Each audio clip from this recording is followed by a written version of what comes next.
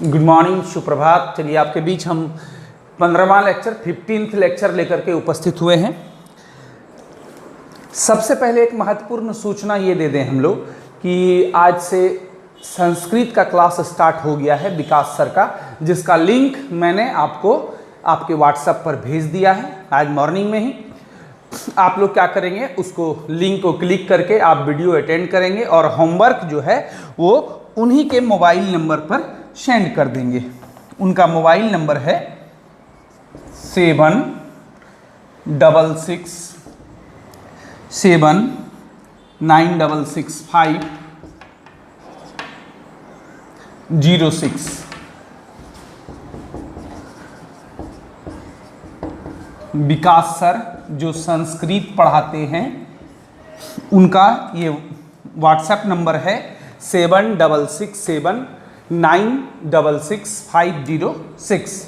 चलिए, तो ये उनका व्हाट्सएप नंबर है। आपको उनका होमवर्क बनाना है और आपको उन्हीं के व्हाट्सएप पर भेज देना है, ठीक है। चलिए, और दूसरी सूचना ये दे दूं कि उनका जो ये लेक्चर आज गया है ये लेक्चर नंबर 2 है। लेक्चर बोलिएगा सर लेक्चर 1 क्या हुआ? तो लेक्चर 1 उनका डिलीट हो गया है किसी का टेक्निकल इशू के कारण। तो कोई बात नहीं, आपने इंस्टीट्यूट में कई क्लास संस्कृत पढ़ लिया था, इसलिए आपको कोई प्रॉब्लम नहीं होगी। यदि आपका लेक्चर 1 छूट भी गया तो कोई समस्या नहीं होगी। तो आप क्या करेंगे, आप लेक्चर 2 से ही स्टार्ट करेंगे। जो आज मैंने भेजा है वहीं से स्टार्ट करेंगे और आप होमवर्क बना करके उनके व्हाट्सएप पर सेंड कर देंगे, है ना। चलिए, और जो बच्चे होमवर्क बना के भेजेंगे उनका नाम, जैसे कि आनंद सर का जाता है या तो ऑडियो के रूप में या नहीं तो वर्ड फाइल के रूप में आपके मोबाइल पर उन बच्चों के नाम चले जाएंगे अगले दिन तक, है ना। तो चलिए, आप लोग क्या करेंगे, उनको भेजेंगे। और एक महत्वपूर्ण सूचना, मेरे लास्ट क्लास में लेक्चर नंबर 14th में जो भी होमवर्क आपने भेजा था, कुछ टेक्निकल इशू के कारण हम उन बच्चों के नाम नहीं बता पा रहे हैं। चलिए, इसके लिए सॉरी। आप लोग अब आज 15th क्लास अटेंड कर लें, 15वां क्लास, और अगले दिन आज होमवर्क बना करके आप भेजेंगे तो फिर मैं कल अवश्य नाम बताऊंगा जिन्होंने होमवर्क भेजेंगे। चलिए, तो आज हम लोग बिना समय को गवाते हुए आज का क्लास स्टार्ट करते हैं। जैसा कि आप जानते हैं कि 3.4 हम लोग काफ़ी अच्छे तरीके से एक्सरसाइज और एग्जाम्पल दोनों ही कर लिए थे। पूरा चैप्टर आपने बखूबी बना करके भी भेजा था, बहुत सारे स्टूडेंटों ने बना करके भेजा था। कुछ टेक्निकल रीजन के कारण, कुछ टेक्निकल प्रॉब्लम के कारण मैं उन बच्चों के नाम नहीं ले पाया आज होमवर्क में। खैर कोई बात नहीं, अगले दिन से पक्का लूँगा। चलिए, तो अब आज बारी है एक नए चैप्टर को शुरू करने की, और मैं स्टार्ट कर रहा हूँ 3.4 के जस्ट बाद का चैप्टर 3.5, है ना। तो इसमें करना क्या है देखते हैं। निम्न रैखिक समीकरण के युग्मों में से किसका एक अद्वितीय हल है, किसका कोई हल नहीं है, किसके अपरिमित रूप से अनेक हल हैं। अद्वितीय हल की स्थिति में उसे वज्र गुणन विधि से ज्ञात कीजिए। किस विधि से ज्ञात करना है? वज्र गुणन विधि से। लेकिन उसके पहले चेक करना है। वज्र गुणन विधि मैंने आपको पढ़ाया है लेक्चर नंबर 3 में। जिन बच्चों को वज्र गुणन में कोई भी प्रॉब्लम हो, आप लेक्चर नंबर 3 जाके अटेंड कर लें, सारी समस्याएं आपकी दूर हो जाएंगी। चलिए, इसमें 2 काम करना है। पहला, जांच करना है कि किसका अद्वितीय हल होगा, किसका कोई हल नहीं होगा और किसके अनंत हल होंगे। तो पहले हम लोग को जांचने के लिए A1, B1, C1, A2, B2, C2 निकालना होगा। देखिए, अचर पद जो है ये लेफ्ट साइड में है, मतलब बराबर के बाएं तरफ में ही है। तो डायरेक्ट हम लोग A1, B1, C1, A2, B2, C2 लिख लेंगे। यदि उस पार में रहता राइट हैंड में तो पहले इस पार लाते, उसके बाद A1, B1, C1, A2, B2, C2 लिखते। तो चलिए, A1 कितना हो गया, x का गुणज है 1, A1 बराबर 1, B1 -3, C1 कितना है -3, A2 कितना है 3, B2 -9 और C2 -2। नाउ अब A1/A2 निकालेंगे, है ना। उसके बाद B1/B2 निकालेंगे, उसके बाद C1/C2 निकालेंगे। बस ये 3 चीज निकालेंगे, हमें सब कुछ पता चल जाएगा कि इसको बीमारी क्या है। यदि तीनों बराबर है तो आश्रित समीकरण है, उसके अनगिनत हल होंगे। यदि तीनों नॉट इक्वल टू है, मतलब एक भी बराबर नहीं है, तो अविरोधी है, उसका केवल एक हल होगा, उसी को अद्वितीय भी बोलते हैं। और यदि ये दोनों बराबर है और ये दोनों नॉट इक्वल टू है, तो इसका मतलब है कि विरोधी है, उसका कोई हल नहीं होगा। तो देखते हैं निकाल करके, a1 कितना है 1/3, a2 है 3, चलिए ये नहीं कटेगा, इतना ही छोड़ देते हैं। b1 कितना है -3 और b2 कितना है -9, माइनस माइनस ऊपर नीचे कटता है, कटा दीजिए। 3 से एक बार में, 3 से 9 3 बार में कट गया, 1/3। ठीक है, अब क्या निकालेंगे C1/C2। C1 कितना है -3 और C2 कितना है -2, माइनस माइनस कट गया, 3/2। आप क्या देख रहे हैं, देखिए ये दोनों बराबर आया, लेकिन ये दोनों नॉट इक्वल टू आ गया, मतलब a1/a2 is equal to b1/b2। देखिए कैसा आया, आप अपने आंख से देखिए इसको ध्यान से, ये दोनों बराबर है 1/3 1/3। चूंकि आपने क्या देखा, ये दोनों बराबर आ गया, क्या क्या बराबर आया, a1/a2 इक्वल टू हो गया किसके, b1/b2 के। लेकिन तीसरा अलग है, डिफरेंट है, 3/2 आ गया। तो यहां पर क्या लिखेंगे, नॉट इक्वल टू C1/C2। और ऐसा होने पर क्या होता है, अतः दिया गया समीकरण विरोधी है ना। और जब विरोधी है तो इसके क्या होंगे, अतः यहाँ अतः लिख दीजिएगा, अतः इसके अनेक हल होंगे या अनगिनत हल होंगे, अनेक हल संभव हैं। ये क्या है, विरोधी है, तो विरोधी का क्या होता है, कोई हल संभव नहीं होता है। चलिए ध्यान रखिएगा, चलिए हो जाता है, कॉमन मिस्टेक है। अतः इसके कोई हल संभव नहीं है। तो हम लोग याद रखिए कि आश्रित ये वज्र गुणन विधि केवल किस में लगता है, अद्वितीय वाले में, जिसका केवल एक हल होता है। तो जब इसका क्या हुआ, कोई हल संभव नहीं है, तो यहाँ पर क्या हो गया, ये हट गया, है ना, निकालना ही नहीं है, यही काम खत्म हो गया। किसमें वज्र गुणन लगाना है, जब अद्वितीय हल हो, मतलब केवल एक हल हो, केवल उसी में लगाना है, जब तीनों नॉट इक्वल टू। यही काम खत्म हो गया, आपको कुछ नहीं करना है, इसको वज्र गुणन लगाना ही नहीं है, क्योंकि वज्र गुणन लगेगा ही नहीं। ये केवल आप इसमें आलेख विधि लगा सकते हैं, ग्राफ मेथड। ग्राफ मेथड से हम किसी भी टाइप का बना सकते हैं, लेकिन बाकी सब में नहीं होगा। चलिए इसको उतार लीजिए। चलिए अब अगले सवाल, इसी का 2 नंबर सवाल, इसी एक्सरसाइज का 1 नंबर का 2 नंबर सवाल। देखिए इसको भी क्या करना है, पहले आपको जांच करना है, उसके बाद यदि अद्वितीय हल हो, मतलब केवल एक वाला, कंडीशन याद रखिए, मतलब जब तीनों नॉट इक्वल टू हो तो अद्वितीय होता है, उस स्थिति में तब वज्र गुणन लगाना है, और बाकी 2 स्थिति में वहीं छोड़ देना है। बाकी 2 स्थिति कौन कौन, एक विरोधी वाला और एक आश्रित वाला। चलिए +5 को इधर बुला लीजिए। क्यों बुलाते हैं बताइए, सोचिए क्यों, वही पार रहने देंगे तो क्या दिक्कत है। देखिए ये हम लोग व्यापक रूप में ले आते हैं, जनरल फॉर्म बोलते हैं इसको, है ना। 2 चर वाले रैखिक समीकरण का ये व्यापक रूप होता है, a1x + b1y + c1 = 0। मतलब c1 किधर है, बराबर के बाएं साइड में है, लेफ्ट तरफ में है, इसीलिए इसको बराबर के इस साइड में जनरल फॉर्म में लाने के लिए ऐसा करते हैं। आपसे कोई पूछ दे क्यों लाए इधर, तो जनरल फॉर्म व्यापक रूप में लाने के लिए, है ना। अब ले आए इसको व्यापक रूप में। अब क्या लिखेंगे, a1 बराबर x का गुणज कितना है 2, b1 बराबर y का गुणज 1, c1 बराबर -5, a2 बराबर 3, b2 बराबर 2, c2 बराबर -8, है ना। अब देखिए a1 b1 c1 जानते हैं, x का गुणज a1 पहले समीकरण में, दूसरे समीकरण, ये मान लीजिए हम इसको पहला समीकरण मान लिए, इसको दूसरा समीकरण मान लिए, तो यही ना होता है फर्स्ट इक्वेशन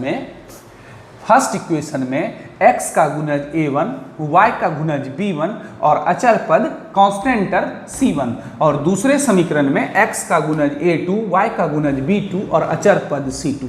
तो a1 b1 c1 a2 b2 c2, पहले क्या कहता है, जांच कीजिए कि कितना हल होगा, और अद्वितीय हल हो तभी निकालिएगा वज्र गुणन से, तो वही जांच कर रहे हैं हम लोग।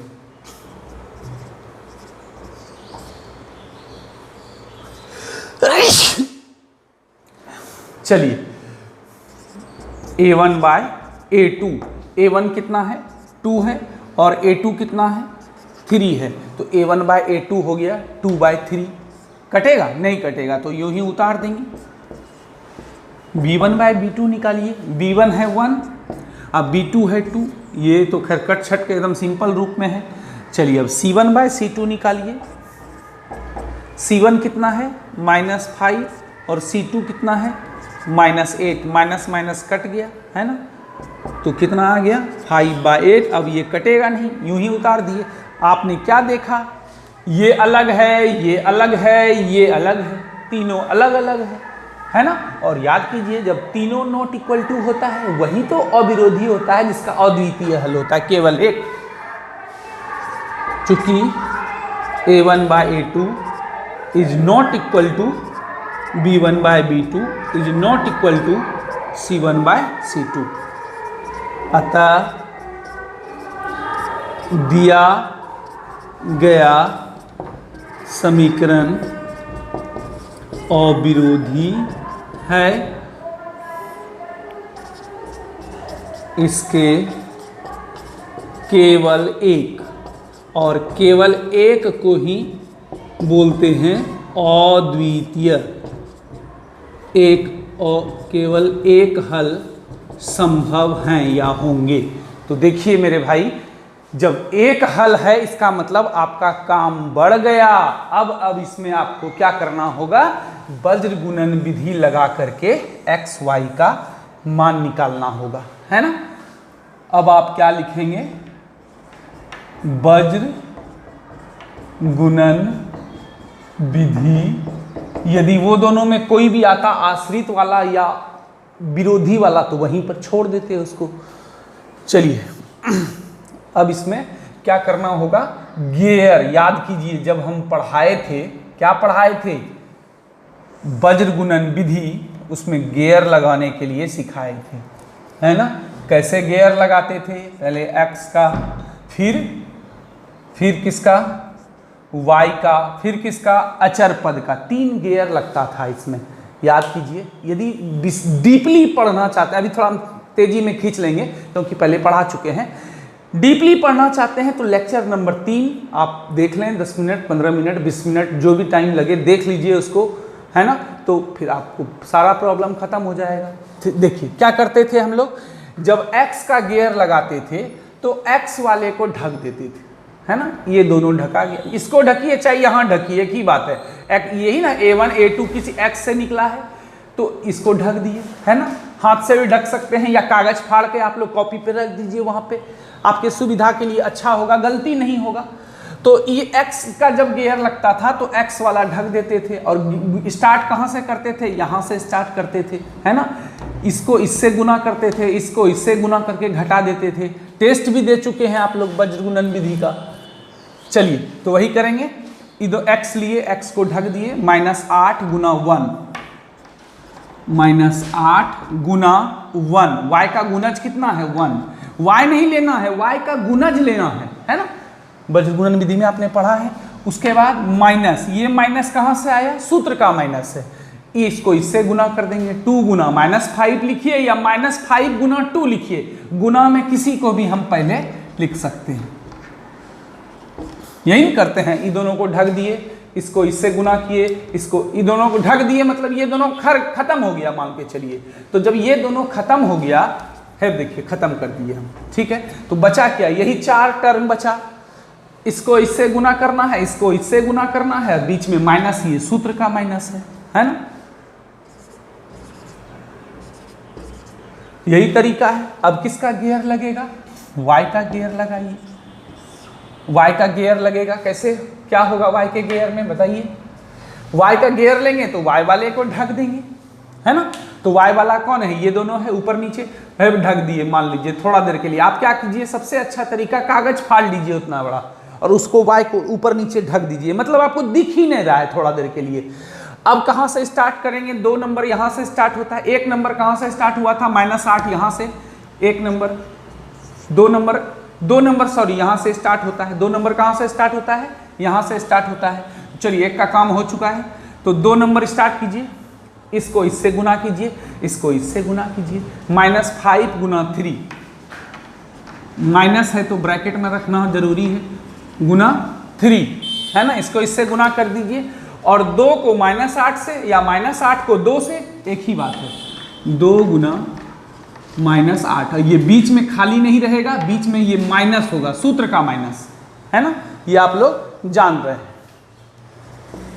चलिए यहाँ क्या ढके थे हम लोग, चलिए हो गया, 2 नंबर गियर लग गया, है ना। थोड़ा जल्दी बता रहे हैं देखिए, क्योंकि बज्र गुणन विधि पढ़ा चुके हैं। यदि आपको खूब अच्छे से समझना है या बज्र गुणन के बारे में बिल्कुल नहीं जान रहे हैं तो लेक्चर 3 है, मौजूद है, आप देख लीजिए। अब देखिए, जान रहे हैं तब तो खैर कोई बात ही नहीं। लास्ट में 1, 3 नंबर गियर लगेगा अचर पद का, तो दोनों अचर पद को ढक देंगे, हैं। जब इसको ढक देंगे तो 3 नंबर गियर कहाँ से स्टार्ट होगा, यहाँ से स्टार्ट होता है। ये दोनों ढका गया तो बचा क्या, 1 2 3 4, यही 4 टर्म बचा। जहां से स्टार्ट होगा उसको कोना कोनी गुना कीजिए, 2 गुना 2, 2 गुना 2, और फिर बच गया 3 गुना 1 या 1 गुना 3 भी लिख सकते हैं। आइए बीच में माइनस, ये कहां से आता है, सूत्र का माइनस। ये कहां का माइनस है, सूत्र का। ये 1 2 3 लिखना, 3 गियर की गाड़ी है, हम लोग ऐसा समझने के लिए मान लेते हैं, है ना। पहले क्या किए, x वाले को ढके, जब x का गियर लगा तो x को वाले को ढके, जब y का गियर लगा तो y वाले को ढक दिए, दोनों y को ऊपर नीचे दोनों, और जब अचर पद का गियर लगेगा तो 1 लिखेंगे, तब दोनों अचर पद को ढक देंगे, है ना। अब कोना कोनी गुना करके बीच में माइनस, सूत्र का माइनस। चलिए -8 गुना 1, -8 माइनस माइनस प्लस 5 गुना 2 10, है ना। y अभी दोनों का -5 गुना 3 -15, माइनस गुना माइनस प्लस 8 दूनी 10, 8 दूनी 16, 8 को 2 से गुना कर दिए, कितना हो गया 16। चलिए 1 2 गुना 2 4 माइनस 3 × 1 3। अब कुछ नहीं है, जो मेहनत था, जो दिमाग लगता इसी लाइन में, गियर वाले में लगाने में, उसी में बच्चों की गलतियां होती हैं। वो लाइन बढ़िया से समझ लीजिएगा, बस सारा प्रॉब्लम खत्म। 10 में 8 गया 2, 16 में 15 गया 1, 4 में 3 गया 1। अब लिखेंगे, जब एक बार क्या करते थे, x वाले को अचर पद के बराबर करते हैं, फिर दूसरी बार y वाले को अचर पद के बराबर करते हैं। बारी बारी से कीजिए। x/2 = 1/1, क्रॉस मल्टीप्लीकेशन कीजिए, x को 1 से 2 को 1 से, कितना हो गया, x गुना 1 x, 2 गुना 1 2। चलिए x का मान निकल गया। अब y वाले को y/1 = 1/1, कोना कोनी गुना कीजिए, y को 1 से फिर 1 को 1 से। बोलिए कितना आसानी से निकल गया आंसर।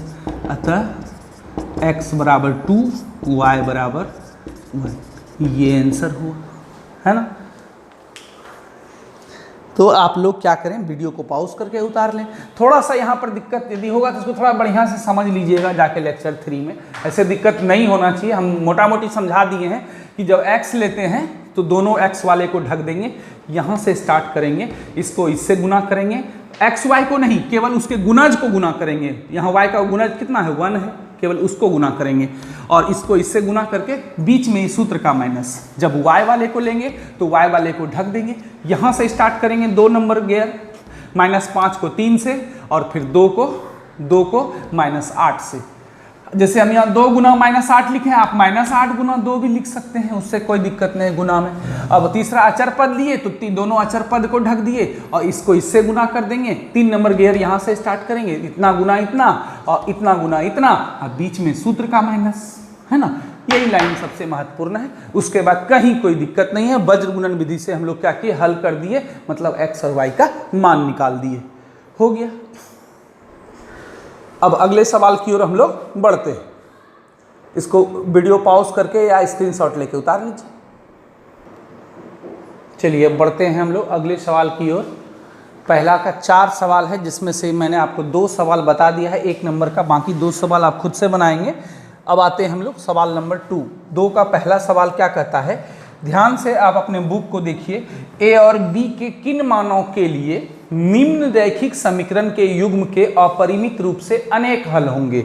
कह रहा है, बात को समझिए कि ए और बी का क्या मान रख दें। ए बी यहाँ भी है, ए बी यहाँ भी है, ए बी यहाँ भी है।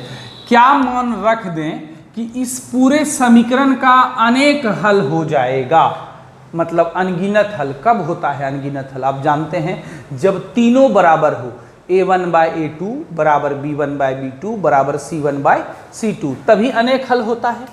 चलिए हम लोग इसको बनाते हैं। क्वेश्चन समझ गए होंगे कि a और b का क्या मान रख दें, मतलब आपको a और b का मान ज्ञात करना है, ऐसा मान ताकि इस समीकरण का अनेक हल हो जाए, अनगिनत हल हो जाए। तो पहले इसको जनरल फॉर्म मतलब व्यापक रूप में ले आते हैं। +7 को इधर बुला लीजिए, -7 हो गया इक्वल टू 0,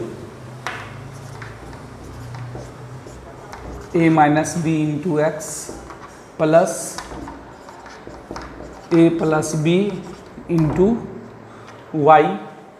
अब देखिए ये पूरा अचर पद है, ये पूरा एक ही टर्म है, इसको आप 3 टर्म नहीं समझ लीजिएगा, ये पूरा एक ही टर्म है। जैसे यहाँ 7 एक टर्म है ना, उसी तरह ये है, पूरा C1 है तो ये C2 है, इसको इधर ले आइए तो पूरा एक ही ब्रैकेट में रखिए, 3a प्लस बी माइनस 2। ये पूरा क्या हो गया, ये C1 हो गया -7 और C2 हो गया minus into 3a plus b minus 2, है ना।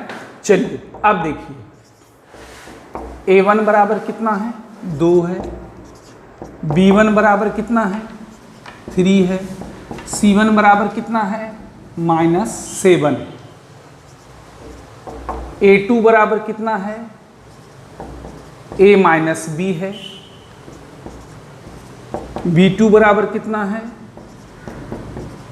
a प्लस बी है, और अंत में C2 बराबर है यहाँ से लेके यहाँ तक माइनस बी है, लेना पड़ेगा, minus into 3a plus b minus 2, है ना।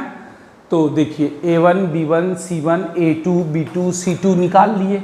अब आप याद कीजिए कि अनगिनत हल मतलब अनेक हल कब होता है, चूंकि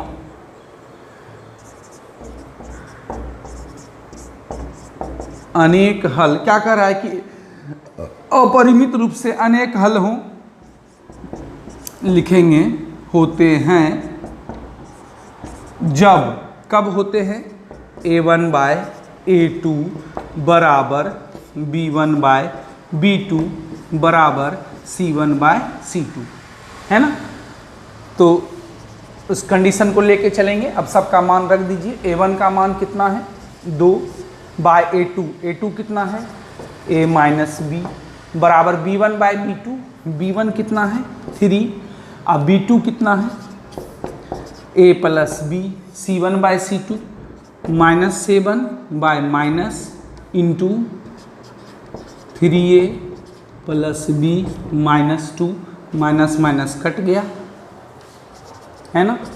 कितना हो गया, 2/a minus b 3/a plus b equal to 7/3a plus b minus 2। देखिए क्या कर रहा है कि a और b का ऐसा मान निकालिए ताकि अनगिनत हल हो। अनगिनत हल कब होता है, जब तीनों बराबर हो।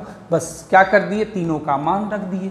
यदि कहता, सोच लीजिए हम मान लीजिए सवाल बदल दिए या बोर्ड एग्जाम में सवाल बदल दिया गया, a और b का ऐसा मान ज्ञात कीजिए ताकि दिए गए समीकरण के कोई हल ना हो। तो कोई हल नहीं हो, उस स्थिति में तब क्या लिखते, कोई हल नहीं होते हैं जब a1/a2 बराबर b1/b2 not equal to c1/c2, है ना। तो जैसा सवाल रहेगा उसके अनुसार। यहां पर क्या कर रहा है कि ए और बी का ऐसा मान निकालिए ताकि अनेक हल हो, तो अनेक हल में तीनों बराबर होना चाहिए, तो तीनों क्या कर दिए हम लोग, बराबर कर दिए। अब देखिए क्या करेंगे, एक बार फर्स्ट वाले को इसके बराबर करेंगे, थर्ड वाले के बराबर, और एक बार सेकेंड वाले को थर्ड के बराबर करेंगे, दो बार बारी बारी से, एक बार इसको लेके चलेंगे, एक बार इसको लेके चलेंगे, तो दो इक्वेशन हो जाएगा। और जब दो इक्वेशन निकल जाएगा तो ए और बी का मान निकाल देंगे। बस यही तो फंडा है। थोड़ा सा सवाल देखिए आपसे तभी नहीं बनेगा जब आप सवाल देख के छोड़ देंगे, डर जाएंगे, अरे बाप ये नहीं बनेगा, इतना बड़ा सवाल है, नहीं, तभी आपसे नहीं बनेगा। यदि आप थोड़ा सा भी उसमें ध्यान और मेहनत करेंगे, ध्यान देंगे, तो मेरा दावा है कि आप बना लेंगे। चलिए, जब एक बार क्या करते हैं, 2/a - b, मतलब पहले वाले को बराबर करते हैं इसके अंतिम वाले, 7/3a + b - 2। किसी को आप पहले गुना कीजिए, कोई फर्क नहीं पड़ता है। 7 को ही दोनों से गुना कर देते हैं, 7 × a 7a -7 × b -7b हो गया। अब 2 को इन तीनों से गुना हो जाएगा, है ना, तो 2 × 3a कितना हो जाएगा, 6a, 2 को +b से +2b, प्लस इंटू माइनस, -2 × 2 कितना हो गया, 4 हो गया। अब a और b वाले को बाएं तरफ में कर देंगे, और अचर जितना भी है, कांस्टेंट टर्म जिसको अंक बोलते हैं, डिजिट, उसको राइट हैंड में कर देंगे, दाहिने साइड में। 7a - 7b +6a को इधर बुला लीजिए, -6a हो गया, +2b को इधर बुला लीजिए, -2b हो गया, -4 हो गया। 7a में 6a चला गया, कितना हो गया, +a हो गया, है ना। a में a वाले को जोड़ या घटा सकते हैं, b में b वाले को, एक a वाला क्या है, प्लस में है, दूसरा a वाला माइनस में है, तो विपरीत चिन्ह में घटता है। 7a में 6a 6a चला गया, तो कितना a बचेगा, 1a, 1 लिखना जरूरी नहीं है। अब देखिए b वाला, -7b - 2b समान चिन्ह में जुड़ जाएगा, 7b और 2b, 9b, दोनों -a में है, तो माइनस लग गया। अब बराबर कितना, -4। देखिए इक्वेशन 1, समीकरण 1 प्राप्त हो गया, है ना। अब क्या करेंगे हम लोग, फर्स्ट टर्म को तीसरा के बराबर किए थे, अब सेकेंड वाले को थर्ड के बराबर कर देंगे। जब 3/a + b = 7/3a + b - 2। चलिए अब क्या करेंगे, इसको भी कोना कोनी गुना करेंगे, है ना। तो गुना करेंगे तो इससे भी एक समीकरण प्राप्त हो जाएगा। चलिए, किसी को हम पहले गुना करें, किसी को बायां लिखें, किसी को दायां लिखें, उससे कोई प्रॉब्लम नहीं है।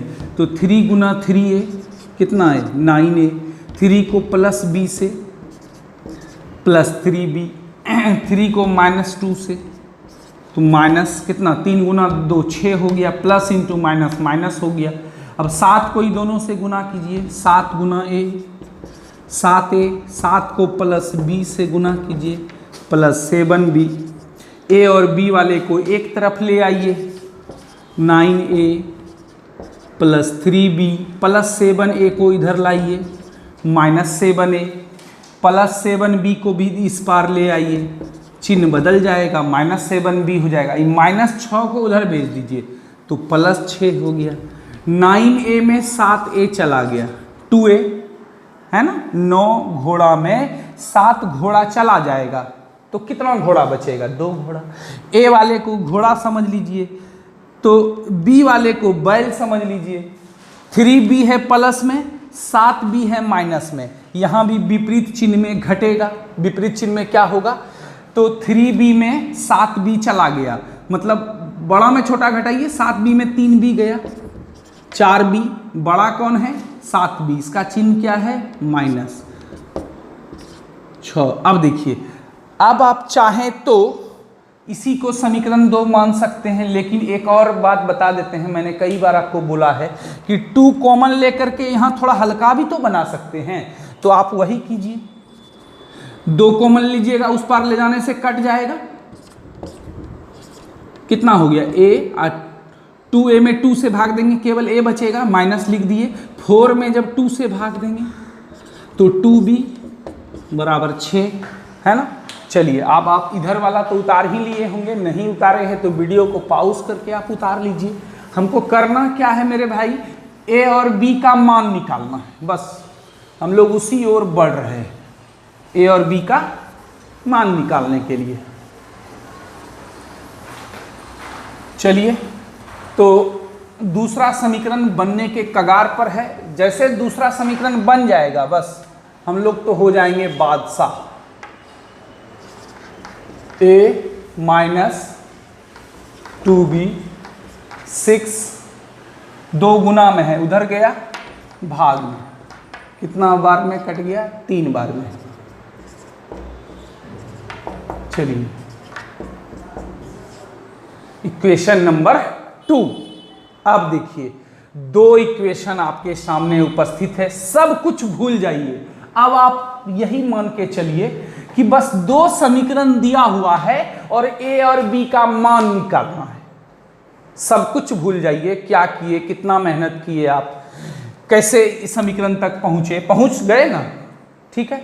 अब आपको a और b का मान निकालना है। अब भूलिएगा सर किस विधि से, देखिए इस सवाल में 2 नंबर सवाल में विधि लिखा हुआ ही नहीं है, तो विधि जब नहीं लिखा हुआ है तो मेरा मन, कोई बच्चा विलोपन से भी बना सकता है, वो भी सही है, कोई प्रतिस्थापन से भी बना सकता है, कोई वज्रगुणन से भी बना सकता है, तीनों सही है।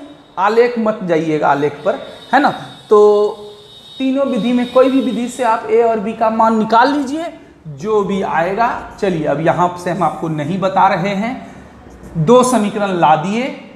अब तीनों विधि में जो वज्रगुणन का चैप्टर है तो वज्रगुणन से भी बना सकते हैं, लेकिन किताब में जब एग्जाम में आएगा तो नहीं लिखा रहेगा कि एक्सरसाइज 3.5 का है ये, वहां तो आपका मन चलेगा। विधि नहीं लिखा है तो आपका जो मन है वो विधि से बनाइए, जो विधि आपको हल्का लगता है उससे बनाइए। क्या कीजिएगा, जो विधि आपको मन हो उससे बना करके a और b का मान निकाल दीजिएगा, यही आंसर हो गया। यदि आप यहाँ के बाद आपसे नहीं बन रहा है तब आपको पहले तीनों विधि जाके पढ़ना होगा, प्रतिस्थापन, विलोपन, वज्रगुणन, उसको पढ़ना होगा, है ना, वो ज़्यादा जरूरी है। मैंने आपको पहले बताया था पहला क्लास में ही कि यदि आप चारों विधि अच्छे से समझ जाते हैं तो फिर 6 चैप्टर में हम आपको विश्वास दिलाते हैं कहीं दिक्कत नहीं होने देंगे, और वही हो रहा है। 3.5 आ गया, कोई प्रॉब्लम नहीं है और आगे भी नहीं होगा, इसको उतार लीजिए आप लोग।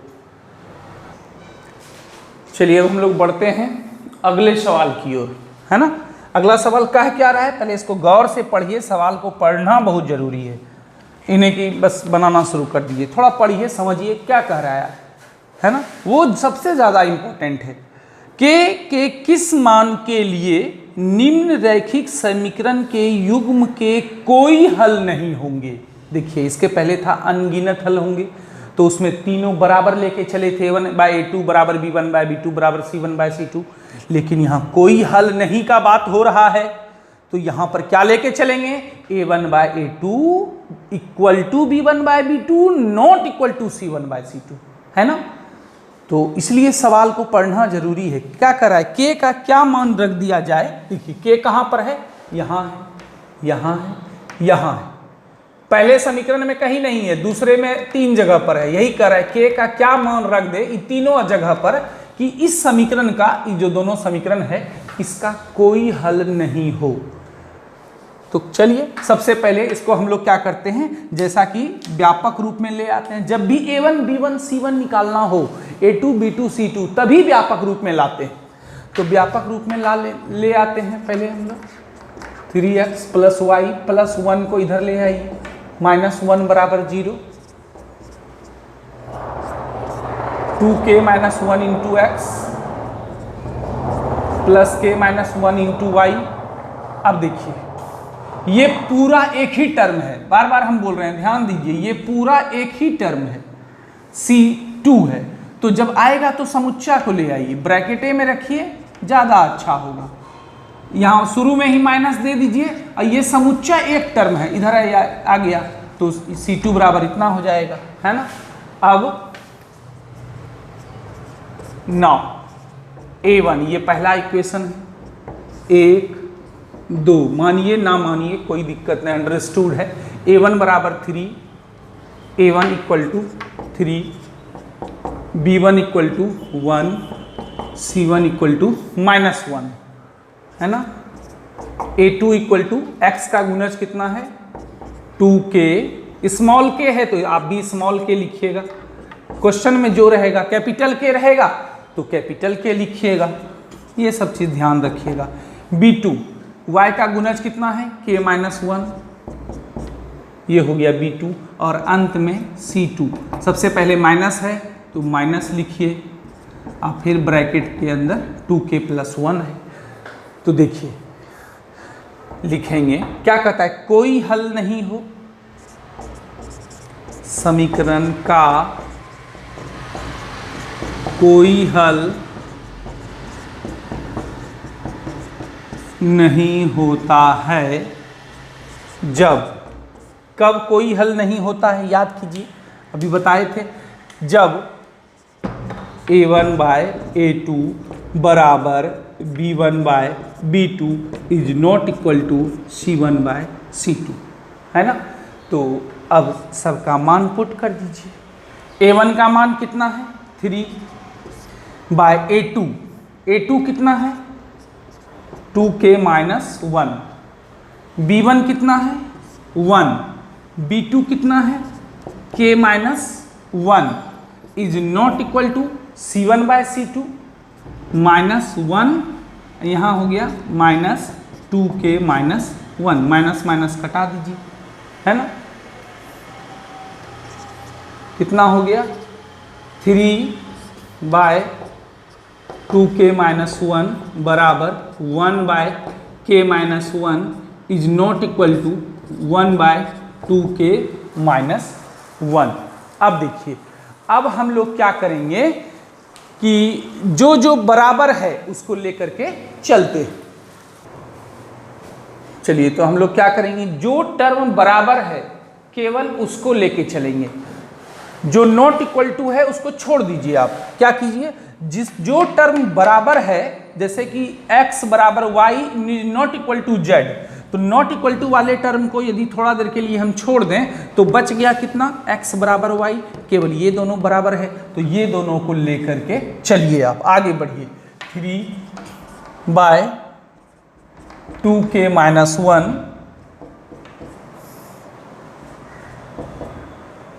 अब बोलिए सर इसको क्यों छोड़े। देखिए, हमको अपने पड़ाव पर पहुंचना है। जैसे कि हम आपसे पूछें कि बताइए आपकी उम्र क्या है, तो आप बोलिएगा कि सर मेरी उम्र मनोज के बराबर नहीं है, मेरी उम्र पंकज के बराबर नहीं है। अरे नहीं से मेरा आंसर नहीं मिल रहा है, किसके इक्वल टू नहीं है उससे हमको मेरा उत्तर नहीं मिला। हमको उत्तर कहाँ से मिलेगा, किसके बराबर है ये बताओ। तो हमको अपना उत्तर तक जाने के लिए कौन कौन सा टर्म बराबर है उसको लेके आगे बढ़ना होगा, है ना। इसीलिए हम लोग ये दोनों टर्म जो बराबर है उसको लेके आगे बढ़ते हैं। तो इसको क्रॉस मल्टीप्लीकेशन कीजिए, 3 × k, 3 को -1 से तो -3 हो गया, 2k-1 को 1 से हो, ठीक है। अब देखिए, हमको k का मान निकालना है, +2k को इधर बुला लीजिए, -2k हो गया, इधर बच गया -1, -3 उधर चला गया, है ना। 3k में 2k चला गया, 1k 1 लिखना जरूरी नहीं है, 3 में 1 चला गया 2। मतलब ये हुआ, यदि k बराबर 2 होगा तो इस समीकरण का कितना हल होगा, कोई हल नहीं होगा, है ना। बस k का मान निकालना था, निकल गया, सिंपल है। इसमें कोई विधि का उल्लेख नहीं यूज हुआ, ना प्रतिस्थापन, ना विलोपन, ना वज्रगुणन, कोई नहीं, k का मान डायरेक्ट निकल गया। अब हम लोग बढ़ते हैं अगले सवाल की ओर, क्वेश्चन नंबर 3। चलिए अब ज़्यादा लंबा क्लास नहीं करेंगे, समाप्त कर देंगे जल्दी से, केवल हिंट्स दे देते हैं आपको। निम्न रैखिक समीकरणों के युग्म को प्रतिस्थापन एवं वज्र गुणन विधि से हल कीजिए और किस विधि को आप अधिक उपयुक्त मानते हैं। हम दोनों ही विधि को उपयुक्त मानते हैं, क्यों किसी को हम खराब मानेंगे, दोनों ही विधि से आंसर निकलता है। तो क्या कीजिएगा, सबसे पहले आप यहाँ पर लिखिएगा प्रतिस्थापन विधि, प्रतिस्थापन विधि से बनाइएगा। दो विधि से बनाना है इस सवाल को, दोनों से आंसर सेम आएगा, नहीं आया मतलब आपका गलत है, इसको फर्स्ट मान लीजिएगा, इसको सेकेंड। करते करते प्रतिस्थापन विधि से पहले x और y का मान निकाल लीजिएगा, उसके बाद फिर क्या कीजिएगा, वज्र गुणन विधि, वज्र गुणन विधि पहले लिख दीजिएगा, अंडरलाइन कर दीजिएगा, फिर यहाँ से वज्र गुणन विधि से निकालिएगा। दोनों ही विधि से आंसर सेम आएगा, जो x का मान यहाँ आएगा वही यहाँ आएगा, जो y का मान यहाँ आएगा वही यहाँ आएगा, आना ही चाहिए, नहीं आया मतलब आपका गलत है। उसके बाद लिख दीजिएगा दोनों ही विधि उपयुक्त है। क्यों खराब कहेंगे हम किसी को, दोनों ही विधि उपयुक्त, उपयुक्त माने ज़्यादा अच्छा, तो दोनों ठीक है, दोनों से कोई खराब नहीं है ना। तो आप इस सवाल को खुद से बना लीजिएगा। अब 4 नंबर सवाल में क्या करा है कि निम्न समस्याओं में रैखिक समीकरण के युग्म बनाइए और उनके हल यदि उनका अस्तित्व हो तो किसी भी बीजगणितीय विधि से ज्ञात कीजिए। किसी भी बीजगणितीय विधि, देखिए ये चैप्टर है किसका, वज्र गुणन का, लेकिन बोला किसी बीजगणितीय, तो तीनों बीजगणितीय ही है। प्रतिस्थापन भी बीजगणितीय है, विलोपन भी बीजगणितीय है और वज्र गुणन तो खैर है ही बीजगणितीय।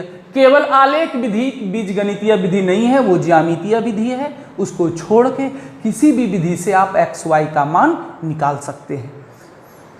तो क्या कीजिएगा, पहले सवाल को पढ़िएगा। एक छात्रावास के मासिक व्यय का एक भाग नियत है, देखिए नियत वाला सवाल हम लोग बनाए हैं।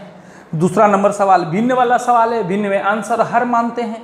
हर सवाल में 2 इक्वेशन बनाना है और उसके बाद किसी भी बीजगणितीय विधि से x y का मान निकाल देना है, जो कहेगा निकालने।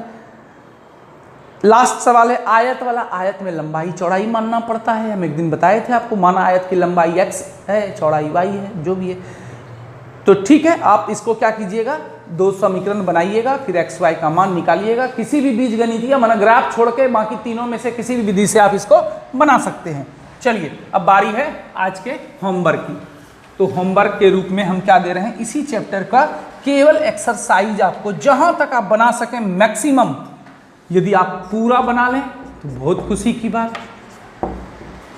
उनको लगेगा चलिए हमारा मेहनत सफल हो रहा है, आपका भी मेहनत सफल हो रहा है। एक्सरसाइज 3.5 केवल एक्सरसाइज, एग्जाम्पल नहीं, 3.5 पूरा बना करके जितना जल्द हो सके 6-7 बजे तक, हार्डली 1 घंटा बढ़ा दिए हैं क्योंकि 2 क्लास अब होने लगा है। विकास सर का भी होमवर्क भेजना है। विकास सर का आज पहला लेक्चर हुआ है ना। तो विकास सर का मैंने मोबाइल नंबर शुरू में ही दे दिया था, आपको उस नंबर पे उनको भेजना है होमवर्क। पहला लेक्चर उनका डिलीट हो गया है, ये दूसरा लेक्चर है, कोई बात नहीं। आप उनसे पहला लेक्चर में जो वो पढ़ाए हैं वो आप इंस्टीट्यूट में पढ़ चुके हैं, इसलिए कोई प्रॉब्लम नहीं होगा। आप यहीं दूसरा से ही स्टार्ट कीजिए, होमवर्क भेजिए, ठीक है। और जो भी होमवर्क भेजेंगे उनकी सूचना कल तक आपको मिल जाएगी किसी भी फॉर्म में। चलिए तो हम आज का क्लास यहीं समाप्त करते हैं। ये होमवर्क रहा 3.5 केवल एक्सरसाइज, पूरा चैप्टर बना करके जितना भी सवाल है प्रयास कीजिएगा अंतिम सवाल आयत तक बन जाए तो बहुत अच्छी बात है। चलिए आज का क्लास हम यहीं समाप्त करते हैं। अच्छे से रहिए, सेफ रहिए, सुरक्षित रहिए। धन्यवाद।